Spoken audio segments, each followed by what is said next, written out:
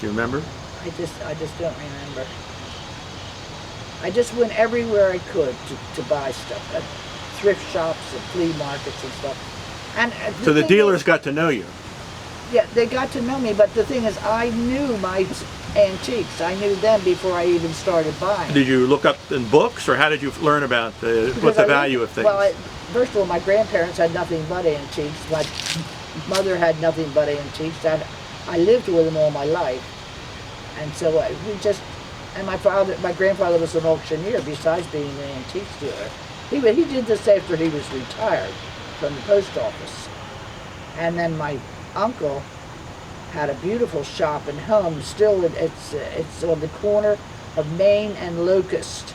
Very lovely Victorian home, and it's now a bed and breakfast. It has been for a number of years, but they had that for a beautiful place, and they sold. The front room was two front rooms were the antique shop.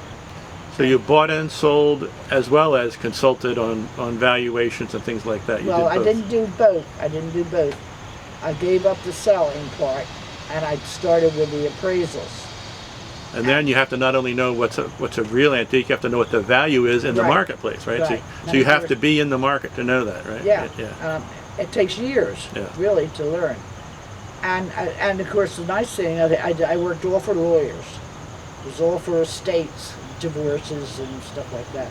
And of course, I worked for a very large outfit too, independently, and that was Capehart and Scatcher. And they're still in business, of course.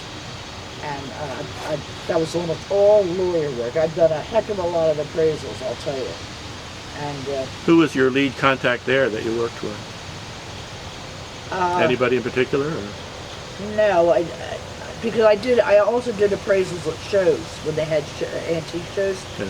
I didn't sell anything, but I had a table, and people came in and paid for appraisals. Like, what would you charge them to appraise a clock or a painting? Well, we did it like at shows. We did like 2 items for $7. It wasn't very much.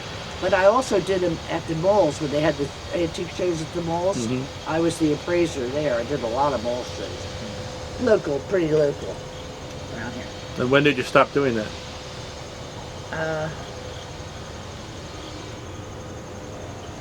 I still did a couple even when I was here, but I couldn't climb the stairs anymore. Yeah. That's what stopped me. I've had people call me and want me to come, but I can't do it. I physically can't do it. Not something you can do remotely by looking at something over the computer or something. You can't do that. You've got to look at it. You've got to feel it, pick it up, look at it, see what the mark is. You can't do it by picture. You can't even buy antiques by picture. I know they sell them on eBay, but you never know what you can't. You've got to look at it. You've got to feel it. Do you remember what was the most valuable thing you ever appraised or found? Or not most expensive? Gee, I know. There's so much. Or were you surprised somebody went, oh my God, it's like the show. Oh, I've done that many times. I remember doing one appraisal in a house in Moorestown. In fact, the woman I did it for, which was a year behind me in high school, and she was married, and her in-laws had died. And it was a big house, a very lovely home in Moorestown. And she had started to sort through and put things aside and that sort of stuff. And I noticed in the scrap basket of the bedroom was a little oval basket like that. And I said, Nancy, what are you doing with this? She said, oh, well, that's trash. And I took the box out like that. And I said, Nancy, I know somebody who would give you $300 for this. She couldn't believe it.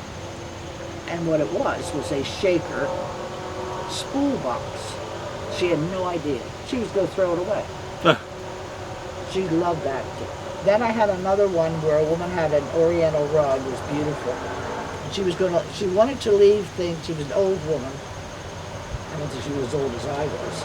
But anyway, she wanted to leave equal amounts, money-wise, to her 3 grandchildren. So if she had a rug and then she had a chair, and the chair was worth a lot more than a rug. She wanted it all to be even for each person. And she had a rug, and I told her it was worth $10,000. And she said, oh, she said, my grandson would like that rug. I said, well, there's $10,000. I said, now you've got to pick up and figure out the other two. You've got to make up something to make them have $10,000. Equal value, right? Yeah, equal value. I guess she